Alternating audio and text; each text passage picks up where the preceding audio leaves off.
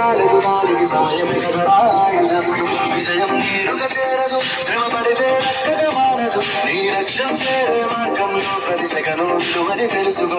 ఉన్నోడివా నేనోడివా ఏ కులం నీదని అడగదు. మంచోడివా చెడ్డోడివా ఏ మతము నీది అని అడగదు. ప్రేమ కాడే చూపదు ఏ లక్ష్యాలే ఉండవు. ప్రేమ కాడే చూపదు ఏ లక్ష్యాలే ఉండవు. దానికి విలువను ఇస్తే గెలుస్తావు, అది మరిచితే అక్కడే ఆగుతావు. కాలం నీతో నడవదు, నిన్నడిగి ముందుకు సాగదు.